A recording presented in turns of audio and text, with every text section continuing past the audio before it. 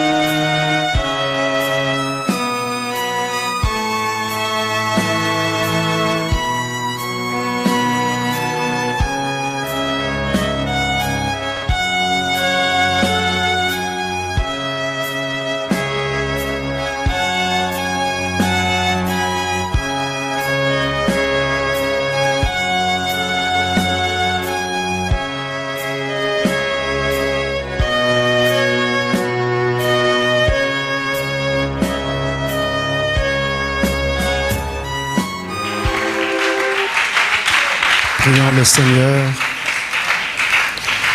notre bienveillant Père Céleste. Nous nous approchons de toi sous le sang rédempteur et prions, Père Céleste, que ton amour soit encore déversé au milieu de nous au travers de ce moment où nous allons partager la parole. Nous avons confiance que personne ne quittera ta présence telle qu'il est venu. Nous avons confiance que tu vas te révéler à nous. Nous avons confiance que tu vas te montrer comme autrefois nos pères t'ont vu. Seigneur, nous croyons que tu es réel et nous croyons que tes paroles aussi sont vraies. Pardonne nos péchés, pardonne nos imperfections. Maintenant, conduis-nous droit dans la parole. Au nom de Jésus-Christ. Amen.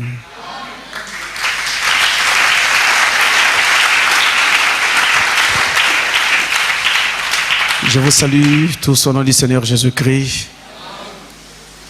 Alors nous allons prendre nos Bibles.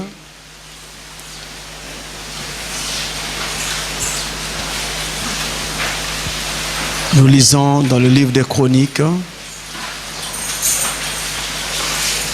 Nous lisons dans le livre des Chroniques. 2 Chroniques chapitre 7, le verset 14. 2 Chroniques chapitre 7, le verset 14. Et à côté de cela, vous n'oubliez pas Jacques chapitre 5, le verset 16, qui est notre passage habituel. Donc 2 Chroniques 7, verset 14. Nous lisons au nom du Seigneur. Si mon peuple, sur qui est invoqué mon nom, s'humilie, prie et cherche ma face, et s'il se détourne de ses mauvaises voies, je l'exaucerai des cieux, et je lui pardonnerai son péché, et je guérirai son pays. Amen. Dieu bénisse sa parole. Merci pour vous asseoir.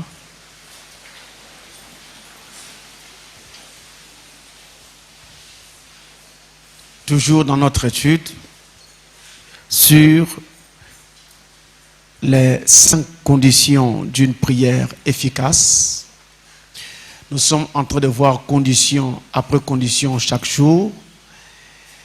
Et aujourd'hui, nous arrivons à la 4e condition, ou si vous voulez, groupe de conditions, que nous intitulons humilité et sincérité. Humilité et sincérité. Nous avons donc déjà étudié 3 conditions Et aujourd'hui, nous arrivons à notre quatrième. La première condition que nous avons étudiée, c'était le fait d'avoir un état d'esprit sain, un esprit équilibré lorsque vous vous approchez de Dieu. Et nous avons montré qu'est-ce que cela voulait dire et qu'est-ce qu'il fallait faire. La deuxième condition, c'était le fait de respecter les prescriptions générales de la Bible, parce que nous ne pouvons aller au-delà de ce qui est écrit, où Dieu ne peut nous exaucer si nous ne respectons pas ce qu'il a établi dans la Bible. Dans la troisième condition, ou le troisième groupe de conditions, nous avons donc parlé d'une vie sanctifiée. Et aujourd'hui donc, nous parlons de l'humilité et de la sincérité.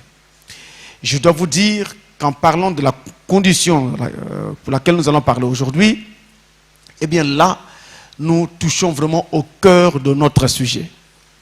Parce que la condition que nous allons voir aujourd'hui, j'ai presque envie de dire qu'elle est l'une des plus importantes de tout ce que nous devrions voir au travers de cet enseignement. Et pour cela, je voudrais d'abord que chacun de vous sache que chaque parole de Dieu est vraie. Et que tout ce que Dieu a dit est vrai. La parole de l'homme peut faillir, mais pas la parole de Dieu. Donc ce qu'il dit, il va l'accomplir. Qu'il le dise par la Bible, qu'il le dise par le prophète. Pour nous, enfants de Dieu, nous devons savoir que c'est la parole de Dieu. Et nous devons y prêter foi. Alors, pour parler de l'humilité et de la sincérité, je voudrais commencer par l'humilité. En vous disant ceci. Généralement, l'humilité est mal comprise parmi les enfants de Dieu. Chacun comprend l'humilité à sa façon. Mais je voudrais que cela soit clair dès aujourd'hui, que l'humilité est l'une des vertus que nous avons dans la Bible. Et vertu qui donne à l'homme le sentiment de ses faiblesses. C'est-à-dire, c'est une vertu qui vous amène à réaliser que vous êtes faible, que vous êtes incapable, que vous ne pouvez pas. C'est donc une vertu, on va aussi le dire comme ça, qui réprime en nous le mouvement de l'orgueil. Chaque fois que notre cœur veut s'enorgueillir de quoi que ce soit, chaque fois que notre cœur veut s'élever, eh bien, si l'humilité habite nos cœurs, l'humilité viendra tempérer notre cœur afin que nous ne puissions pas nous enorgueillir.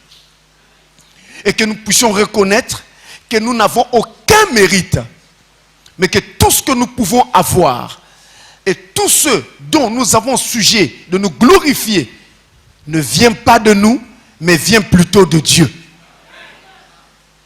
C'est ce que fait l'humilité lorsqu'il est dans un cœur. Il ne permettra jamais que vous puissiez vous élever.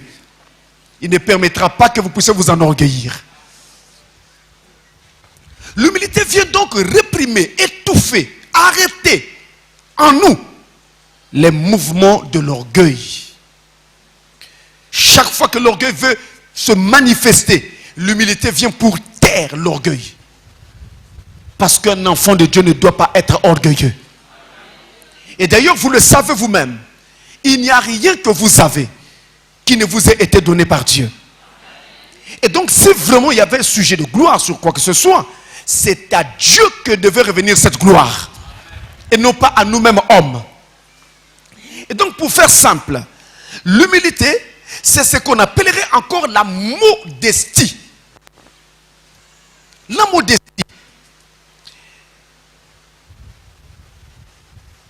Ce serait encore cela l'humilité. C'est-à-dire cette capacité ou cette vertu qui nous aide vraiment à parler de nous-mêmes ou à penser sur nous-mêmes de façon modérée. De façon modérée. Donc de ne pas avoir des opinions trop hautes de nous-mêmes. Et dans ce contexte-là, L'humilité est aussi appelée de la déférence, c'est-à-dire un respect que vous portez vis-à-vis à quelqu'un, bien sûr, et qui vous amène alors à vous soumettre à sa volonté, à vous soumettre à ses désirs. C'est aussi donc dans ce sens, et c'est là vraiment que je voulais arriver, que l'humilité veut aussi dire dans la pensée de Dieu soumission, abaissement. Je descends. C'est ça l'humilité. Mais je descends comment? Ça veut dire je me soumets à Dieu. Je lui donne toute la place. Je me soumets à ses désirs. Je me soumets à sa volonté. Je prends la parole et je la laisse s'accomplir telle qu'elle dans ma vie. C'est ça l'humilité. Frère Manon va prêcher sur cela. Et regardez ce qu'il va nous dire sur cette question de l'humilité. Dans la prédication, donc, humilie-toi, prêché le 14-07-63, le paragraphe 78, le prophète nous dit, je rappelle que ce point sur lequel nous sommes en train de parler, ou ce groupe de conditions sur lesquelles nous parlons aujourd'hui, c'est vraiment parmi les plus importants de toute notre leçon. Vous allez comprendre. Au paragraphe 78, Frère Branham nous dit, montrez-moi une église qui est humble, vraiment humble, sans aucune arrogance. Vous entendez ça? Sans aucune arrogance. Là, il est déjà en train de définir ce qu'il entend lui par l'humilité. Sans aucune arrogance. Une église vraiment douce et humble. Et moi, je vous montrerai une église qui a la faveur et la puissance de Dieu en elle. C'est vrai. C'est ça qu'il faut. L'humilité. Nous humilier devant Dieu. Laisser simplement Dieu agir à travers nous. On n'a pas besoin de faire beaucoup de bruit. C'est ça l'humilité. Quand vous voulez faire beaucoup de bruit, c'est que vous voulez que les gens voient que vous êtes grand. Vous voulez que les gens remarquent que vous avez de belles choses. Vous voulez que les gens remarquent que vous avez des choses importantes ou que vous avez fait de grandes réalisations. Or, que vos réalisations soient grandes ou pas, vous devez faire à la fin profil bas. Et laisser la gloire à Dieu. Parce que c'est lui qui vous aide à arriver là où vous pouvez arriver. Et donc, pas de bruit. L'humilité n'aime pas le bruit. Et l'humilité n'est pas dans le bruit. L'humilité est dans le calme. Laissez les gens parler. Laissez les gens dire que vous n'avez rien. Laissez les gens montrer que vous ne valez rien. Mais le ciel sait ce que vous valez. Et le temps va s'écouler. Finalement, les gens se rendront compte que vous aviez réellement Dieu. C'est ça l'humilité. Sans arrogance. Loin de toute élévation. Loin de tout orgueil. L'humilité réside là. Et Frère Branham assigne aussi cela à la douceur. Et au fait de laisser Dieu simplement agir en nous. C'est ce que je vous ai dit. Obéissance. Abaissement. Laisser la parole de Dieu agir en nous simplement telle qu'elle est ou simplement telle qu'elle le dit. C'est ça l'humilité. Quand l'humilité est en nous, l'humilité produit cela. Vous êtes avec moi? Regardons dans le livre de Jacques, au chapitre 4, le verset 6 et le verset 10. Je prends cela à l'écran pour aller plus vite. Écoutez ça. Verset 6 d'abord. Il accorde au contraire. C'est Jacques chapitre 4. Je commence par le verset 6. Il accorde au contraire une grâce plus excellente. C'est pourquoi l'Écriture dit: Dieu résiste aux orgueilleux, mais il fait grâce aux humbles. Quelqu'un dit Amen. Si vous voulez que Dieu vous fasse grâce, qu'est-ce qu'il faut faire? Il faut s'humilier. Et vous n'aurez jamais rien de Dieu si vous ne suivez pas cette règle. Vous devez vous humilier. Mais quand on parle de nous humilier, malgré toute l'explication que je viens de donner, il y a toujours une difficulté que les enfants de Dieu ont quant à l'application de l'humilité dans leur vie, malgré tout ce que je viens d'expliquer. C'est pourquoi je me fais le devoir de prendre un autre passage. Attendez, on prend d'abord le verset 10, avant que je prenne un autre passage. Écoutez ça. Humiliez-vous devant le Seigneur et il vous élèvera. Dans ce passage, on indique déjà un peu ce qu'il faut faire. Je dois m'humilier, mais je ne dois pas m'humilier dans le vide. Vous voyez ce qui est dit là? On doit s'humilier devant le Seigneur. Or, qui est donc le Seigneur? Au commencement était la parole. La parole était avec Dieu. Et la parole était Dieu. Si je dois m'humilier devant le Seigneur, je dois donc m'humilier devant la parole. Autrement dit, quand la parole parle, je dois dire Amen. Quelqu'un dit Amen. Mais quand je dis Amen, je dois sortir et aller vivre la parole. Là aussi on dit Amen. C'est ça l'humilité. Si quelqu'un te dit, comment toi je te parle, toi tu réponds, toi tu fais ceci, tu n'es pas humble. C'est pas ça l'humilité. Ce n'est pas ça l'humilité. L'humilité ne veut pas dire se laisser écraser par les gens. Non, il ne s'agit pas de ça. Ici, il s'agit de l'humilité devant la parole. Dieu parle et vous obéissez. L'humilité ne veut pas dire marcher avec une tête courbée. Vous aurez des torticolis. L'humilité, c'est s'abaisser devant la parole. Quand la parole parle, vous dites Amen et vous vous rangez du côté de la parole. Alors, prenons notre passage. Dans 1 Pierre chapitre 5, le verset 5 à 7. 1 Pierre chapitre 5. Écoutez ça. De même, vous qui êtes jeunes, soyez soumis aux anciens. Et tous dans vos rapports mutuels, revêtez-vous d'humilité, car Dieu résiste aux orgueilleux, mais il fait grâce aux humbles. Humiliez-vous donc sous la puissante main de Dieu, afin qu'il vous élève au temps convenable. Et déchargez-vous sur lui de tous vos soucis, car lui-même prend soin de vous. Le dernier verset dit, déchargez-vous sur lui de tous vos péchés, de tous vos fardeaux, de tous vos soucis. Eh bien, comment on se décharge sur Dieu? C'est par la prière. C'est quand je lui parle en prière. Mais avant cela, je dois être humble. Mais humilité devant qui?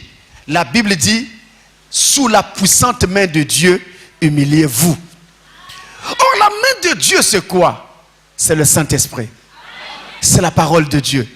C'est donc devant elle que nous devons nous humilier. En nous humiliant devant la parole, en nous abaissant devant la parole, nous faisons la volonté de Dieu. Et c'est cela qui fait que Dieu nous exauce. Il y avait eu un cas très remarquable dans la Bible. Vous pourrez regarder cela à la maison. C'est dans 1 Roi chapitre 21. Vous pourrez regarder à la maison. 1 Roi chapitre 21, le verset 20, et puis vous allez jusqu'au verset 29. C'est au sujet du roi Akab, qui avait fait tout ce qui était mal devant Dieu. Et finalement, Dieu avait décidé de détruire Akab et toute sa maison. Et il ne devait rien rester de la maison d'Akab. Quand le prophète Élie est venu apporter ce message à Akab, Akab n'a pas fait montre d'orgueil comme autrefois. Il ne s'est pas montré orgueilleux. Il s'est arrêté. Il a considéré le message apporté par Élie le prophète Et il a compris que c'était vraiment Dieu qui parlait.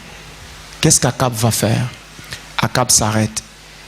Il déchire ses vêtements. Il porte le sac. Il se roule dans la cendre. C'est-à-dire, il s'est mis à jeûner et à prier pour que Dieu lui pardonne et que Dieu enlève le jugement. Quand Dieu a vu un homme comme Akab, orgueilleux qu'il était, s'humilier jusqu'à ce point, lui qui était roi, porter le sac, dormir dans la cendre, ce roulant-là, Dieu s'est dit, cet homme s'est réellement humilié. Il n'a pas considéré son rang, lui qui est roi. Il n'a pas considéré tout ce qui le regarde, mais il s'est humilié devant moi. Alors Dieu dit à Élie, répare le voir et dis-lui, le malheur n'arrivera plus de son vivant. J'attendrai d'abord qu'il parte parce que j'ai vu son humiliation. Et à cause de ça, j'ai écouté sa prière. Akab n'avait rien de Dieu. Akab n'était même pas de Dieu. Et voilà Akab qui va être exaucé par Dieu parce qu'il a su s'humilier. Combien de fois, vous qui êtes fils et filles de Dieu, si vous apprenez l'humilité, combien de fois Dieu vous exaucera? Il va vous écouter, je vous le garantis. Il va exaucer vos prières. Quand quelqu'un s'humilie, quand quelqu'un reconnaît qu'il n'est rien, quand quelqu'un s'abandonne en disant, Seigneur, ma vie ne vaut rien. Tout ce que je suis, c'est toi. Ce que je serai demain, ça sera encore toi. Alors je te laisse toute chose. Dieu doit descendre. Si Dieu ne descend pas, c'est que Dieu n'est pas Dieu. Mais aussi vrai qu'il est Dieu, il a même exaucé, j'ai envie de dire, un démon comme Akab. Combien de fois toi, fils et fille de Dieu, il t'exaucera. Alors nous avons quelques passages encore pour compléter sur l'humilité. Dans le livre des Proverbes, au chapitre 22, et au verset 4, Proverbe 22, le verset 4, nous pouvons lire ceci. Regardez bien. 22, le verset 4. Le fruit de l'humilité, de la crainte de l'Éternel, c'est la richesse, la gloire et la vie. Arrêtons-nous un instant là. Quand vous lisez les psaumes et les proverbes, dans la littérature juive, ils écrivaient comment? On écrit un mot ou une expression, mais l'expression qui vient après, tout de suite après, explique la première expression. C'est comme ça que c'est fait dans la littérature juive. Ainsi, dans ce passage, dans les psaumes, les proverbes, partout, c'est comme ça. Et on a à peu près ce principe dans toute la Bible. Et donc, dans ce passage, quand vous lisez, le fruit de l'humilité, il continue, de la crainte de Dieu, c'est, on ne dit pas, le fruit de l'humilité et de la crainte de Dieu. Ce n'est pas ce qu'on dit. Mais on dit le fruit de l'humilité, on met une virgule, de la crainte de Dieu. C'est le même principe qui revient. Dans la pensée de Dieu, l'humilité signifie aussi crainte de l'Éternel. Vous comprenez maintenant? Et ça rejoint tout ce que je viens de dire en amont. Que l'humilité, c'est l'obéissance à la parole. L'humilité, c'est l'abaissement devant Dieu. L'humilité, c'est la soumission. Pourquoi? Parce que la crainte de l'Éternel. Mais c'est la haine du mal. Mais qu'est-ce que la haine du mal? Mais c'est la soumission à la volonté de Dieu. Donc c'est un premier aspect que je voulais vous montrer dans ce passage. L'humilité, c'est aussi la crainte de l'Éternel. Mais quand l'humilité est pratiquée dans une vie, voilà donc les fruits que vous allez récolter. Il y en a 3. Il y a la richesse, il y a la gloire et il y a la vie. Qui ici n'a pas besoin de richesse? Et notez bien qu'ici, on ne parle pas forcément de la richesse spirituelle. Et même si c'était le cas, la richesse est à prendre dans tous ses aspects. Et qui ici n'a pas besoin de richesse? Il y a aussi la gloire. Il y a toujours une certaine gloire que Dieu revêt chaque fils et chaque fille de Dieu. Cette gloire-là, c'est la manifestation de Dieu lui-même dans la vie de cette personne. Par rapport à ce que Dieu lui donne, par rapport à ce que Dieu fait au travers de lui, il y a un rayonnement reconnaisse dans cette personne-là certaines vertus, certaines capacités, certaines ouvertures. Et Dieu l'a donné à tout un chacun. Mais il y a aussi la vie.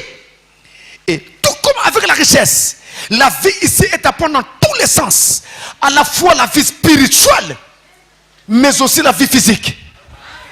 La vie spirituelle parce que l'obéissance à la parole vous donne le droit de recevoir le sein du Saint-Esprit. Oh, le Saint-Esprit, c'est la vie. Voilà le fruit de l'humilité. Vous voyez donc ici, l'humilité est une vertu cardinale, très importante, et qui apporte beaucoup dans la vie d'un enfant de Dieu. Abaissez-vous. Montrez que vous n'êtes rien. Laissez les gens rire. Laissez les gens parler. Laissez les gens se moquer. Humiliez-vous. Vivez selon la parole. Laissez les gens vivre comme ils veulent. Mais vous et votre maison, vivez selon la parole. Dites à vos enfants de ne pas porter de shorts. Dites à vos filles de ne pas mettre des pantalons. Écartez tout ce qui n'est pas la parole de votre maison. Appliquez le signe dans votre maison. C'est ça l'humilité. S'abaisser devant la parole. Obéir à la parole entière. Quand vous faites ainsi, c'est un état d'esprit en vous. Et cet état d'esprit est une bonne disposition pour être exaucé. Et vous le serez. Mes frères, vous allez voir, Dieu n'est pas trop loin. Comme nous pensions. Nous pensions souvent que Dieu était si loin de nous. Frère Branham dit, Dieu n'est pas plus loin de toi, que, comme tu le penses bien sûr. Dieu est plus près de toi que ne l'est ton propre bras. Frère Branham dit que Dieu est plus près de toi que ne l'est ton bras. C'est simple à comprendre. Ton bras est hors de ton corps. Mais Dieu, lui, il est en toi. Donc il est prêt, tout prêt. Mais il n'exauce pas les prières quand les conditions ne sont pas respectées. Et nous en avons déjà vu beaucoup. Quelqu'un m'a dit, pasteur, que Dieu te bénisse richement. Au travers de ce que tu es en train d'enseigner, je commence déjà à voir un changement dans ma vie. Il dit, avant je priais, je demandais, mais je ne recevais rien. Mais maintenant là je vois, je demande, ça vient. Je parle, ça vient, je parle. C'est un frère d'ici qui me disait ça. Et c'est ce que Dieu veut. Que chacun sache qu'il est votre Père. Donc vous pouvez lui parler quand vous voulez. Et vous pouvez lui parler de tout ce que vous avez sur le cœur. Mais en respectant des conditions. Dans le livre des Proverbes, au chapitre 15, au verset 33, là, la Bible nous dit, l'humilité précède la gloire. Si vous vous humiliez, c'est l'élévation que vous allez obtenir par la suite. Élévation dans ce que vous êtes en train de chercher depuis longtemps. Vous cherchez depuis longtemps devant Dieu. Dieu va vous élever. Élévation dans la prière que vous lui adressez, ça fait des années. Dieu va vous l'accorder. Il est réel. Il est vivant. Il va vous l'accorder. L'humilité précède la gloire. Un enfant de Dieu doit avoir des dispositions telles quelles. Si Dieu parle, je me mets au garde à vous. C'est ça l'humilité. Quand j'entends la voix de Dieu, pourvu que je reconnaisse que c'est la parole de Dieu, je m'humilie. Voilà pour l'humilité. Maintenant, parlons maintenant de la sincérité. Parce que la condition d'aujourd'hui, c'est humilité et sincérité. Écoutez-moi bien. Là, c'est encore plus fort. Avez-vous remarqué que dans l'humilité, Frère Branham dit, montrez-moi une église qui est humble Et je vous montrerai une église qui est à la faveur de Dieu. Dans la même prédication, il montre ceci. Il dit, montrez-moi un homme qui est humble. Une église qui est humble. Je vous montrerai où se trouve la puissance de Dieu. Et il ajoute que la véritable puissance s'exprime dans l'humilité. Pas dans le bruit. Dans l'humilité. Donc un homme humble sera puissant devant Dieu. Une église humble, c'est-à-dire une église qui écoute Dieu et qui se ronge du côté de la parole, cette église-là va prospérer. Elle sera puissante devant Dieu et vivra des miracles terribles devant le Seigneur. Oui, je dis bien terribles devant Dieu. Les gens viendront de partout parce qu'il faut entendre parler de ce que votre Dieu fait parmi vous. Il faut entendre parler même des gens atteints de sida qui guérissent. Il faut entendre parler de toutes ces choses. Ils diront, Dieu est là. Allons là. Mais c'est l'humilité qui amène là. L'humilité transforme une église.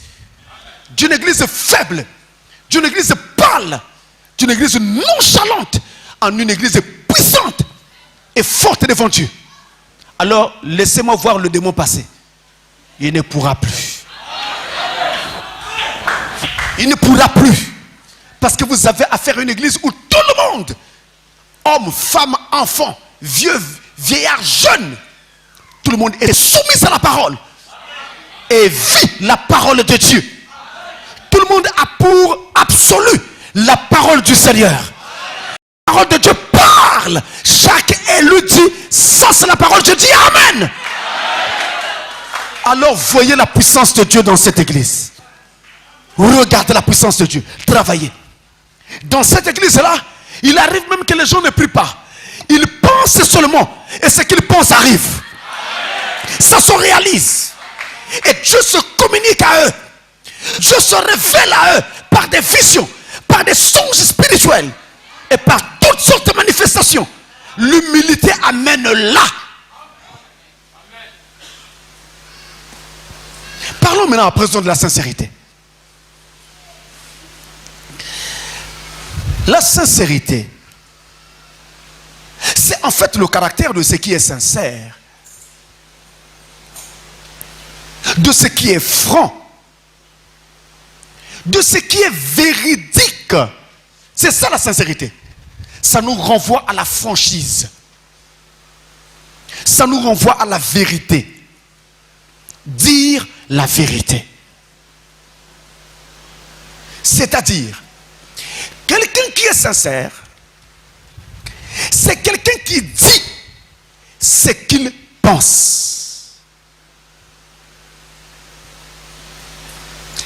Et c'est aussi quelqu'un qui pense ce qu'il dit.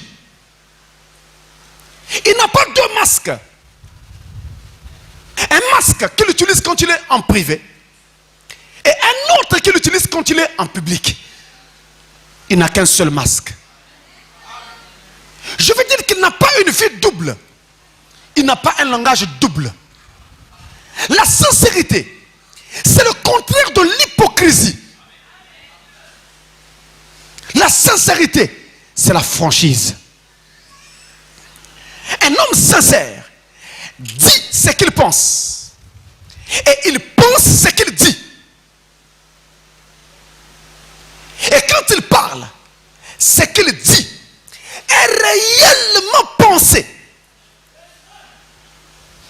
Ce qu'il dit est réellement senti. C'est-à-dire, il ne vous dit pas des choses juste pour vous faire plaisir. Mais il vous dit ce qu'il ressent réellement. Et concrètement, c'est ce qu'il vous dit. Il vous parle de ce qui se passe dans son cœur. Il exprime ce qu'il y a au-dedans de lui. C'est ça la sincérité. Amen. Et dans l'Ancien Testament, dans le livre d'Ésaïe, au chapitre 29 et au verset 13, nous avons ce qui suit. Regardez ça. Ésaïe 29, verset 13. Écoutez ça. Le Seigneur dit, quand ce peuple s'approche de moi, il m'honore de la bouche et des lèvres, mais son cœur est éloigné de moi. Et la crainte qu'il a de moi n'est qu'un précepte de tradition humaine. Vous entendez ça? C'est une dénonciation de l'hypocrisie manifestée par le peuple qui venait s'assembler au temple pour prier. Il parlait, mais sans en avoir le cœur. Il déversait des paroles sans les penser. Il racontait beaucoup de choses sans sentir ce qu'ils étaient en train de dire. Ce sont les lèvres qui balbutiaient, mais le cœur n'était pas là. Et ça, c'est l'adoration de l'insensé. Comment pouvez-vous prétendre aller parler à un Dieu qui connaît toutes choses en essayant de le tromper? Pouvez-vous vraiment tromper Dieu? Lui qui, avant même que vous n'ayez ouvert la bouche, sait déjà ce que vous allez dire. Comment pouvez-vous dire en prière, Seigneur, tu sais combien je t'aime, pendant que vous savez que dans votre cœur, vous ne vivez pas toute la parole? Il y a des choses que vous doutez encore. Il y a des écritures que vous ne vivez pas. Il y a des gens avec lesquels vous ne vous entendez pas. Il y a des calomnies dans votre vie. Il y a des critiques contre les gens. Mais cette adoration-là, c'est l'adoration de l'insensé. Parce que Dieu connaît votre cœur. Ce n'est pas ainsi qu'on doit s'approcher de Dieu. Mais en venant devant Dieu, on doit commencer par laver ses mains dans l'innocence. On doit commencer par se repentir de tout péché. Et on doit être assez capable pour parler à Dieu cœur à cœur. C'est votre cœur qui parle au cœur de Dieu. Alors là-dessus, cela revient à dire que la prière que Dieu veut entendre et donc naturellement exaucer, c'est celle qui vient du cœur. Celle qui sort d'un cœur qui pense réellement ce qu'il dit. Je parle et je pense ce que je dis. Je vais prendre un exemple simple pour exprimer cela. Prenez une maman. Son fils est en train de mourir. Quand cette maman va prier, est-ce qu'elle pourra prier en riant? Est-ce qu'elle pourra prier en pensant au travail qu'elle va faire après? Est-ce qu'elle pourra prier en pensant à ses assiettes qu'elle va laver ensuite? Non. Parce que la vie de son enfant est en jeu. Si Dieu n'intervient pas sur le champ, l'enfant là sera enterré. Voilà pourquoi quand elle va se mettre à prier, elle va mettre tout son cœur. Elle va crier de tout son fond. Elle aura l'impression d'être en train de se déchirer. Et quand elle dit, oh Dieu, mon enfant, c'est tout le cœur qui est en train de crier. Vous comprenez ça? Ça représente beaucoup de choses pour elle. Toute prière qui ne représente rien pour vous, ou qui ne représente pas beaucoup de choses pour vous, ne sera pas exaucée. Parce que cette prière-là, c'est une fantaisie. Ça ne sera pas exaucé. Regardez un exemple tiré du naturel. Même dans nos maisons, quand vous allez voir votre mère ou votre père pour lui faire une demande, maman, papa, j'ai besoin d'un habit. Si papa sait qu'il n'y a pas longtemps qu'il vous a acheté des habits, et il vous voit tout le temps changer des habits, donc vous en avez, papa comprendra que ce que vous demandez est une fantaisie. Parce qu'en fait, vous voulez en avoir un peu trop. Peut-être pour une raison ou une autre. Alors, il va vous faire attendre. Attendez, attendez, attendez. Ou alors, carrément, il va trouver des moyens pour ne pas donner. Mais c'est parce qu'il sait que là, c'est une fantaisie. Mais quand l'enfant n'a plus d'habits, et c'est visible, il vient poser le problème à papa. Papa voit bien qu'il n'y a rien. En tout cas, si ce papa-là ne donne pas, c'est qu'il n'a pas d'argent. Sinon, il va donner. Parce que là, il sait que son enfant en a vraiment besoin. Et je dois vous dire, mes frères, serviteurs de Dieu depuis plus de 20 ans, je lève ma main. Dieu n'exauce que ce dont nous avons vraiment besoin. Les autres choses que nous n'avons pas vraiment besoin, quand vous les voyez arriver, c'est Dieu lui-même qui dans sa mansuétude veut bien nous donner, parce qu'il avait promis qu'il donnera beaucoup à tous ceux qui vont l'aimer. Vous n'avez même pas demandé, vous n'avez même pas fait attention, lui-même ajoute. C'est lui qui donne. Un peu comme nous avons vu dans l'une des leçons, vous demandez mais lui il ajoute un bonus, vous comprenez ça? Mais en réalité, par principe, Dieu n'exauce que ce qui est vraiment un besoin. Mes frères, ou prenez-moi pour un menteur, ou alors croyez ce que je vous dis. Voici la parole de Dieu. Je vous le dis. Si vous avez un besoin, je dis bien un besoin, et que vous l'exprimez devant Dieu, étalons votre cœur devant lui. Si Dieu ne donne pas, quand toutes les conditions sont remplies, c'est que Dieu n'est plus Dieu. Et pasteur Francis est un menteur. Parce que ça va arriver. Rien n'empêchera que ça arrive. Et ne pensez pas un seul instant que pour être exaucé par Dieu, il faut beaucoup d'efforts. Il faut beaucoup de prières. Ça, c'est des idées pentecôtistes. Si un père, pour exaucer la demande de son enfant, doit d'abord, tout le temps, le mettre en quelque sorte à l'épreuve, ou tout le temps le faire souffrir, le laisser traîner à quatre pattes, ce genre de père-là n'est pas bon. Il y a des moments où notre père dans la chair peut nous mettre à l'épreuve pour voir d'abord notre maturité. Dieu fait autant pour construire notre spiritualité. Mais ça ne veut pas dire que Dieu sera toujours là à nous mettre à l'épreuve chaque fois. La Bible est claire.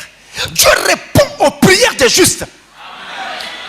Autrement dit, si je prie, Dieu me répondra. Il n'y a pas de raison que Dieu ne réponde pas.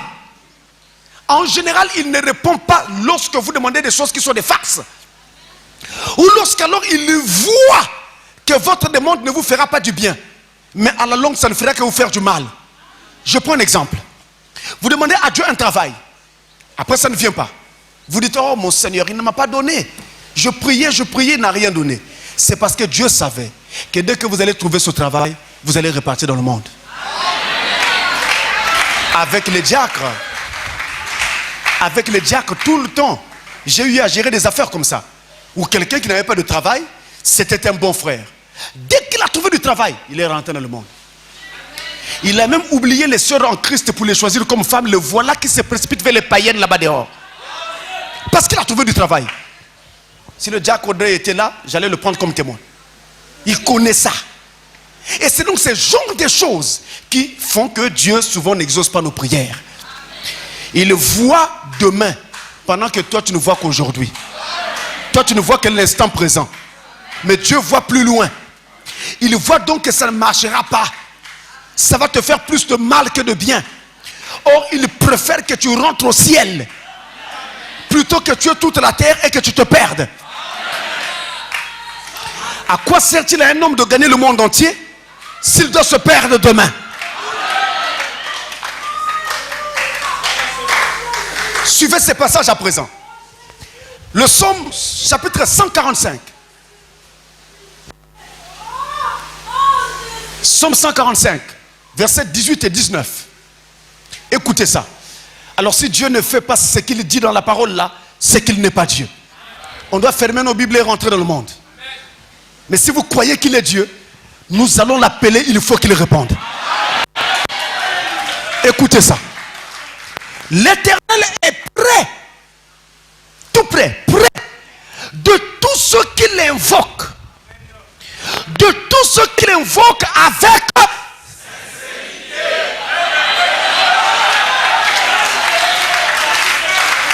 il accomplit les désirs de ceux qui le craignent.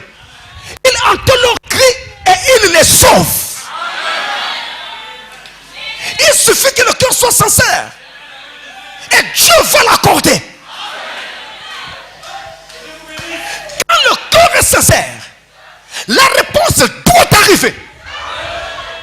Je lève ma main derrière cette chair et je déclare que même maintenant dans cette salle, si ton cœur est sincère, Dieu t'exauce maintenant.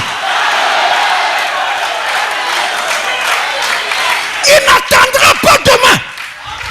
Il n'attendra pas après-demain. Il accomplira sa parole.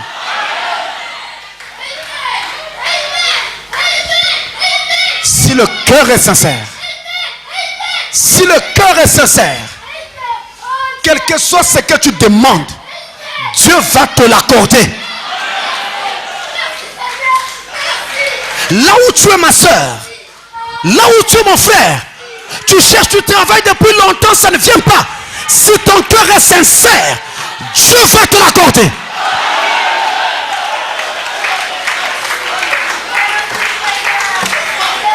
Je n'ai pas encore fini. Écoutez ces deux citations de Frère Branham. Je commence par celle-ci. Blind Bartimaeus, l'aveugle Bartimée.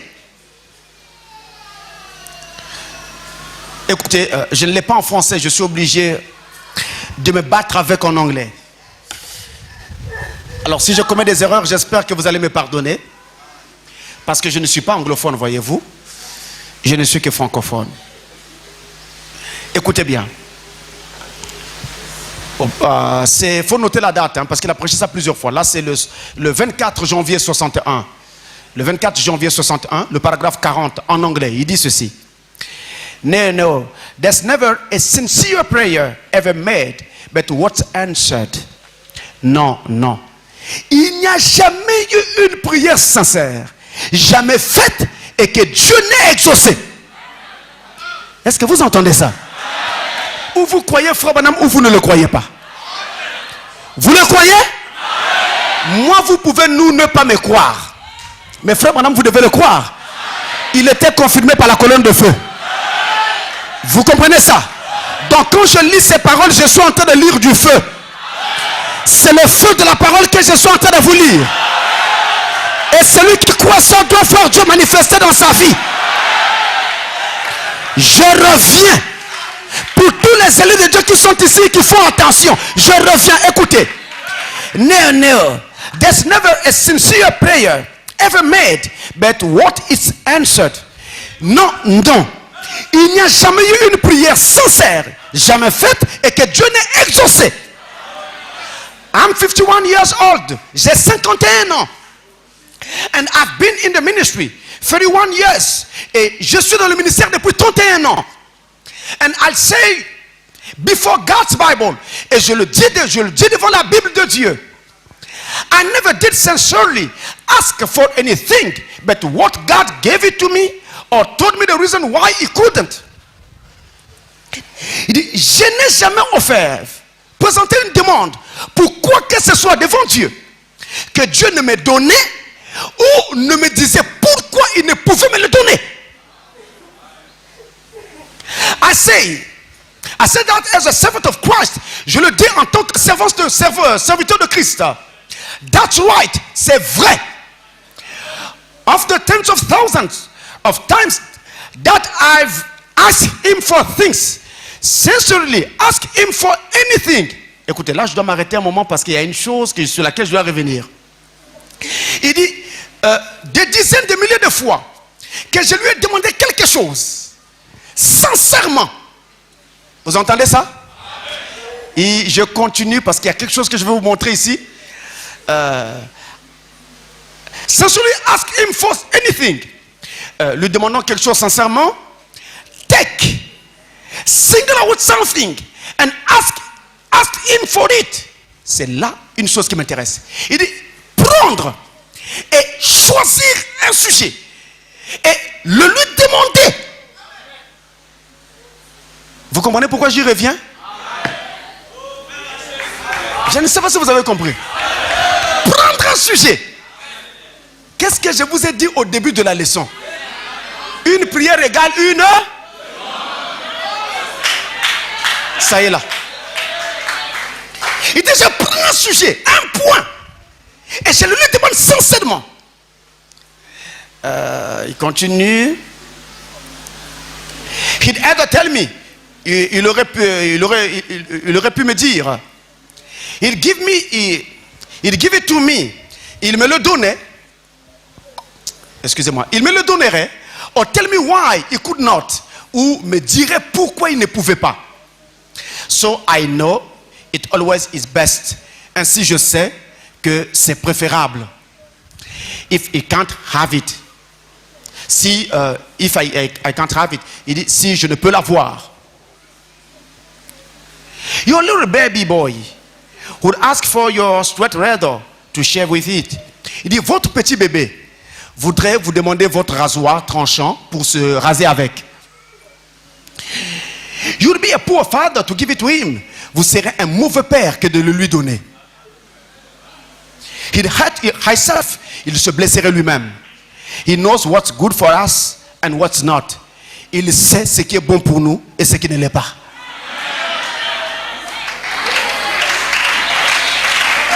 Je reviens sur cet exemple. Frère Branham dit, votre bébé vous demande votre rasoir parce qu'il vous a vu vous raser, lui pleure, il va avoir ce rasoir. Et vous dites, pour calmer mon bébé, je lui donne mon rasoir. Vous êtes un mauvais père. Parce que vous savez bien qu'il va se déchirer partout. Donc ce n'est pas bon. Un bon père va refuser ce rasoir à l'enfant même s'il pleure. Ainsi, il y a des choses que Dieu nous refuse en tant que bon père parce qu'il sait que ça ne sera pas bon pour nous. Mais remarquez qu'il dit, ça fait 31 ans que je suis dans le ministère, je n'ai jamais demandé quelque chose à Dieu sincèrement et que Dieu ne me donnait. Est-ce que vous croyez, frère Branham? Alors, s'il l'a dit, cela nous suffit. Amen.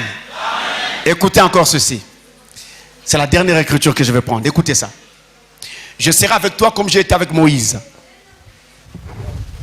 Écoutez ça. Il dit, c'est Dieu qui parle à Frère Branham. Hein? Tu es né dans ce but. C'est cela la signification de ta naissance. C'est le paragraphe 149. Hein? Excusez-moi si je n'ai pas donné le paragraphe. C'est le paragraphe 149. Je reprends. Tu es né dans ce but. C'est cela la signification de ta naissance et de ta vie particulière.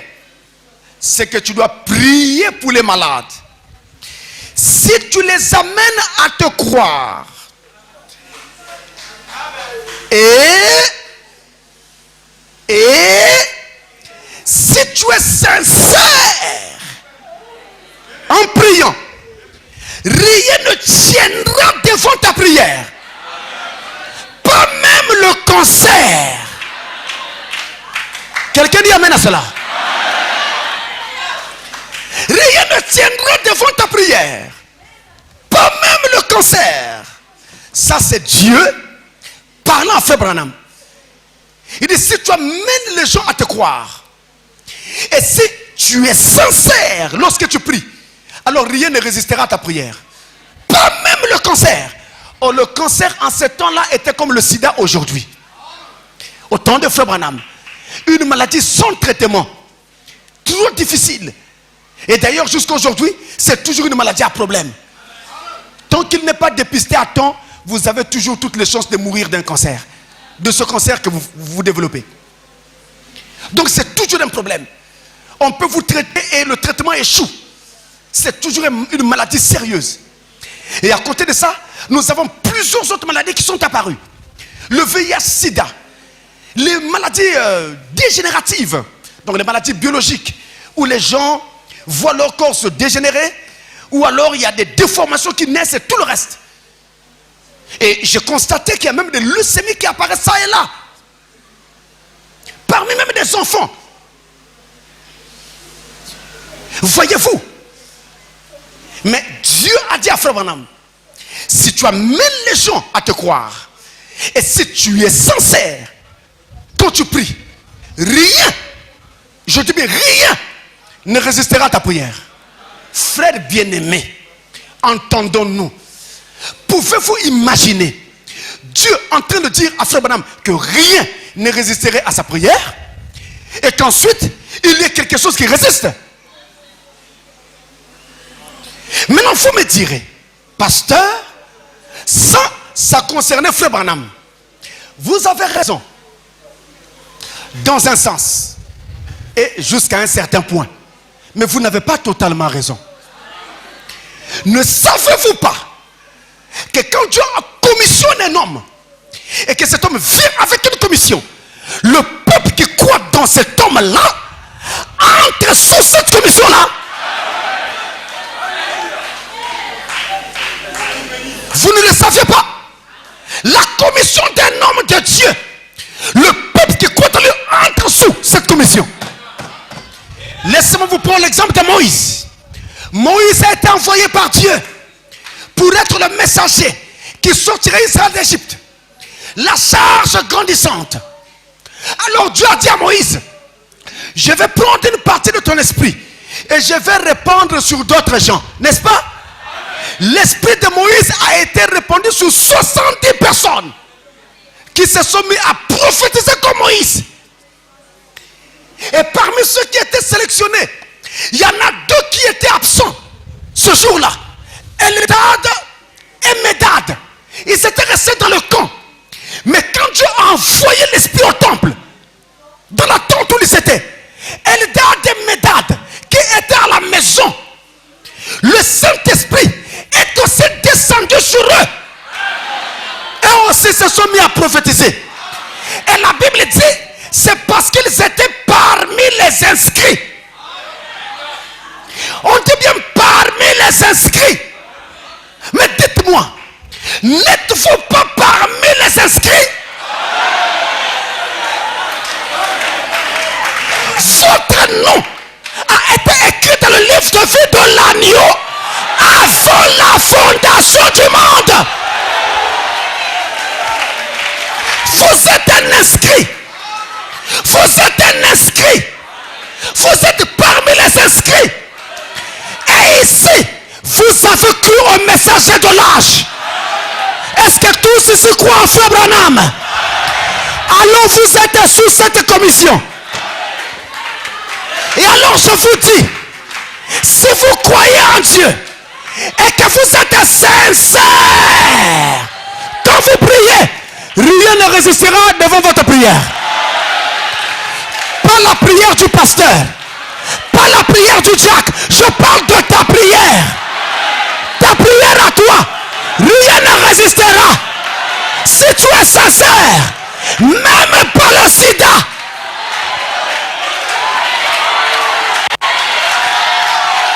même pas le sida, même pas le cancer, même pas la tuberculose, même pas le palu, même pas la typhoïde.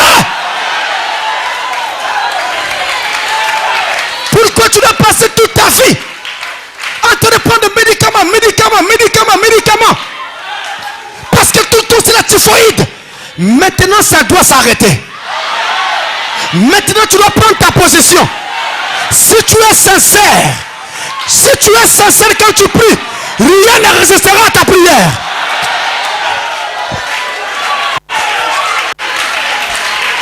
Frère Branham n'a pas fabriqué ça. Frère Branham n'a pas inventé ce mot-là. C'est l'ange de Dieu qui le lui a dit. Si seulement maintenant les enfants de Dieu peuvent prendre leur position et chacun comprendre qu'il n'est pas une chose ordinaire, mais vous êtes quelqu'un de très particulier. Si tu es sincère, quel que soit le démon qui veut venir prendre ton enfant, tu peux regarder le démon dans les yeux et le chasser. Si tu es sincère, rien ne résistera à ta prière. Si tu es sincère, véridique, si tu penses ce que tu dis,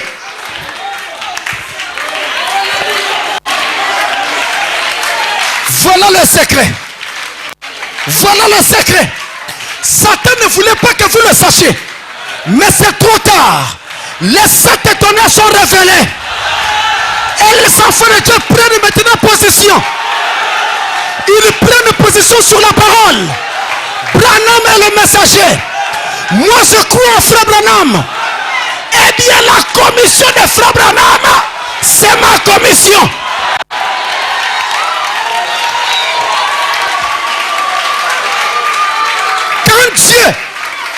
Quand Dieu a envoyé Moïse, il l'a envoyé avec une colonne de feu qui l'accompagne. accompagné. Et c'est la colonne de feu qui disait à Moïse, maintenant arrêtez-vous. Il s'arrêtait. Maintenant avancez. Il s'avançait. Mais quand la colonne de feu apparaissait, est-ce qu'il n'y a que Moïse qui la voyait?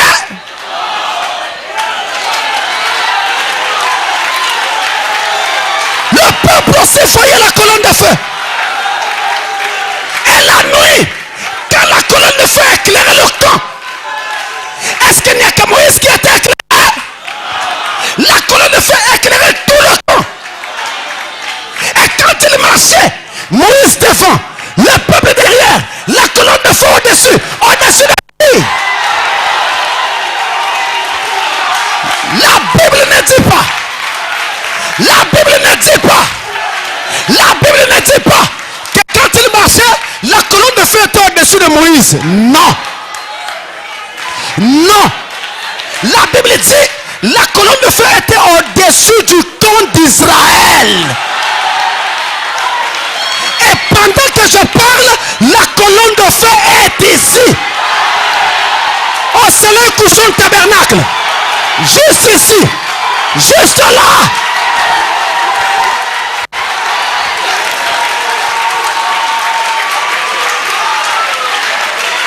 Si vous le croyez, je vais entendre un grand amen. Alors, puisque vous le croyez, cela veut dire que maintenant, le problème que tu as fait, tu peux maintenant commencer à prier et la chose va se faire. Alors que chacun prie le Seigneur, parlez-lui simplement. Parlez-lui. Priez le Seigneur. Invoquez-le. Remettez votre problème à Dieu. Parlez-lui.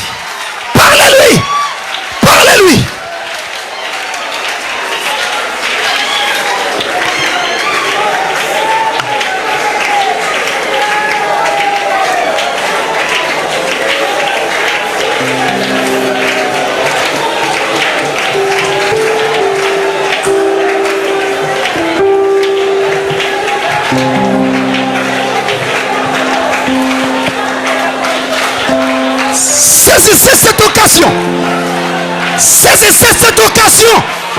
Pendant que ta présence est là. Saisissez l'occasion. Parle. Alléluia. Il a dit à Moïse, pourquoi crier? Parle. Alléluia. Pourquoi crier? Parle.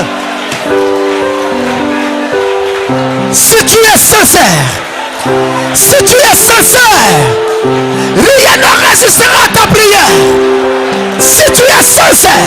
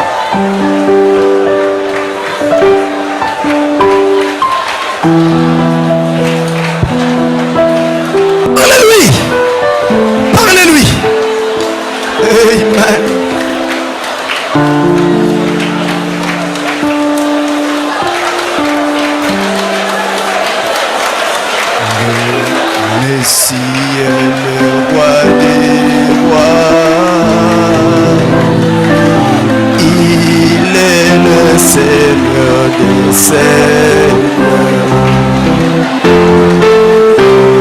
le Messie est le roi des rois. Il est le Seigneur des seigneurs. Il est le roi, Seigneur, Seigneur, et Seigneur des seigneurs. Il est le roi des rois, le Seigneur des seigneurs. Gloire à toi, Jésus.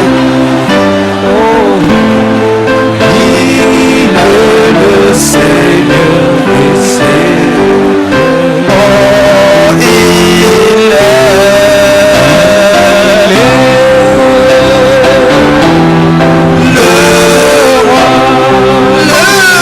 roi,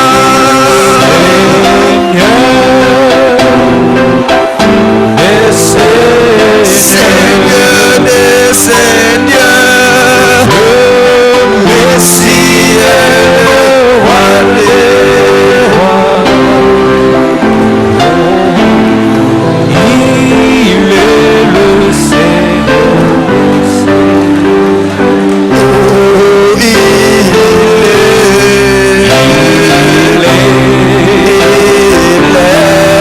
Oh, il est le roi, Seigneur des seigneurs.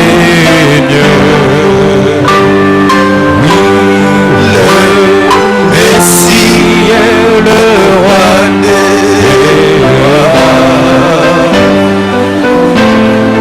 Il est le Seigneur des seigneurs.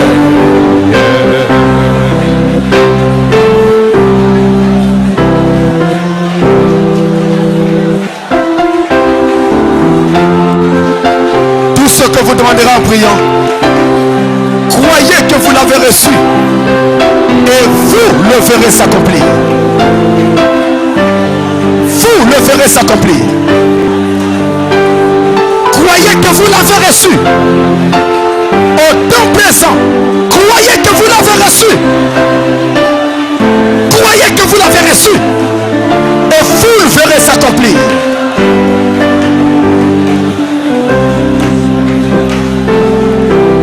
Alors selon les besoins que tu as fait, lève seulement ta main et nous allons prier.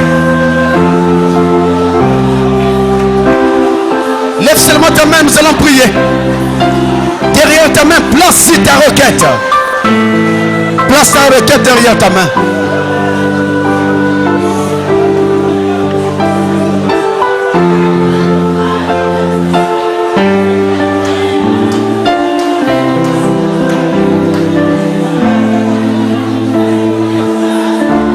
Nous allons prier.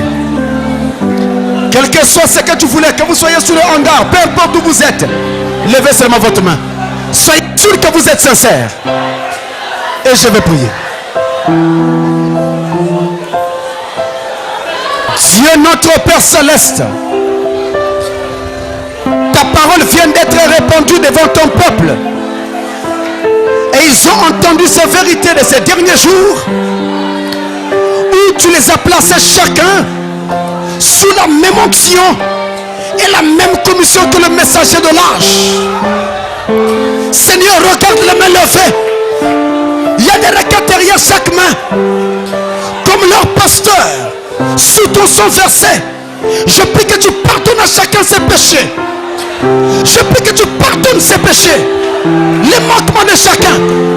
Mais maintenant, Seigneur, dans la présence de Dieu, avec ces mains qui sont levées, je prie, Père, que quelle que soit la demande qui est derrière ces mains-là, qu'ils reçoivent chacun ce qu'ils demandent. Au nom de Jésus-Christ.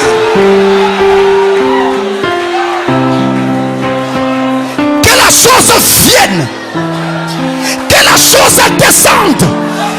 Que la chose s'installe. Viens du haut des cieux, Seigneur. Et touche les corps malades. touche les affligés, touche les nécessiteux, exauce, oh Dieu.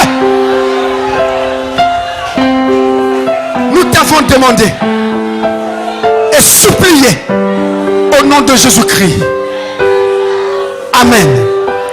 N'acclamez pas, restez dans cet état, n'acclamez pas.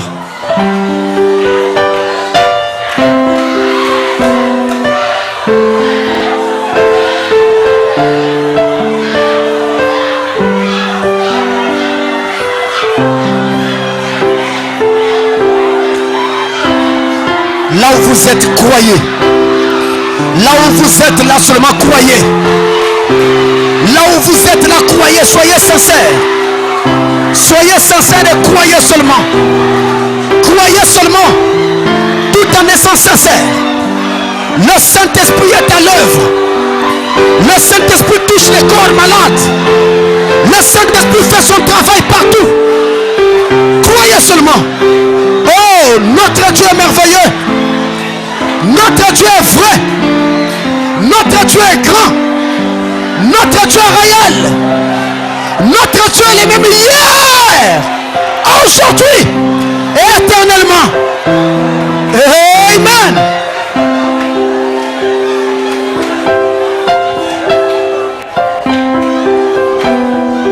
Viens agiter les eaux. Viens agiter les eaux. Viens agiter les eaux. Je veux être baptisé. Oh oui, viens agiter les eaux. Oh, viens agiter les eaux. Viens agiter les eaux. Je veux être baptisé. Alors que le Seigneur bénisse richement chacun de vous. Richement. Que Dieu te bénisse richement, mon frère. Que Dieu te bénisse richement, ma soeur. Que Dieu te bénisse richement là-bas. Que Dieu te bénisse richement. Richement. Que Dieu vous bénisse.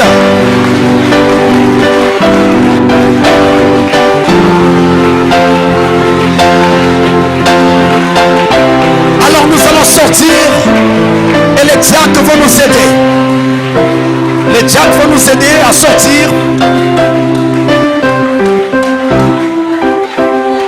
Rentrez avec ce feu à la maison. Rentrez avec ce feu. Et qu'il n'y ait aucune épreuve pour vous enlever cette foi. Pour vous enlever ce que vous venez de recevoir. Même si l'épreuve est difficile, rappelez-vous que rien ne résistera à votre prière. Alléluia. J'ai envie de sauter. J'ai envie de sauter, mes frères. Rien ne résistera à ta prière. Pas la prière du pasteur, pas la prière du diacre, mais ta prière à toi. Ta prière à toi. Gloire à Jésus. Gardez ça et ne perdez plus ça. Alors les diacres vont nous aider à sortir. Pendant que nous chantons, les diacres nous aident à sortir dans le calme, dans la douceur. Crois seulement.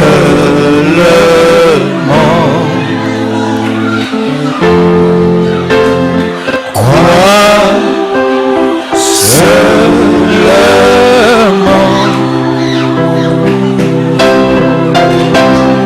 Tout est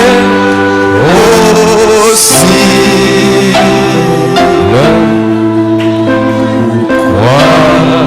Si tu étais venu malade, dis à Satan pendant que tu es en train de sortir, toi tu restes ici, moi je sors.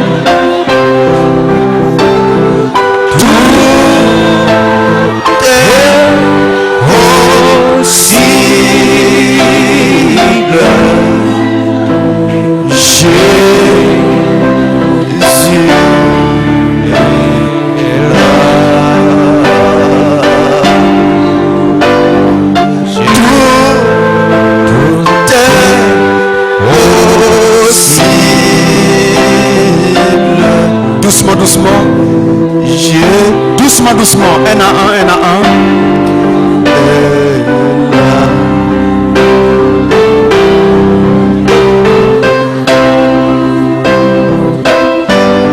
Seigneur, je crois. Oui, je crois. Seigneur, je crois.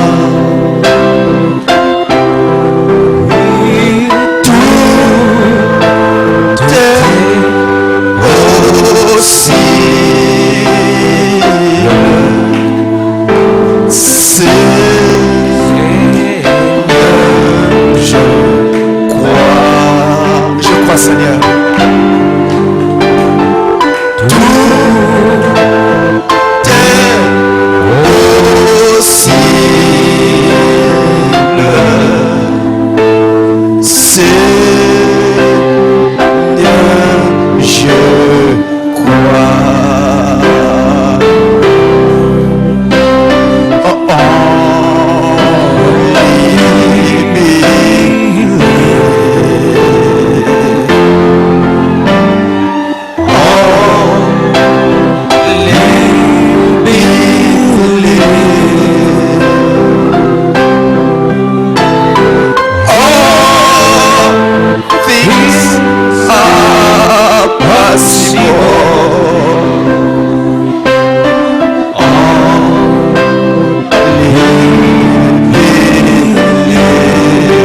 That's right. All things are possible.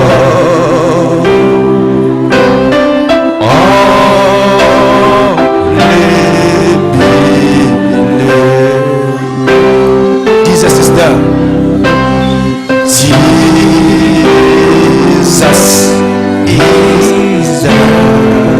Jesus is there. Jesus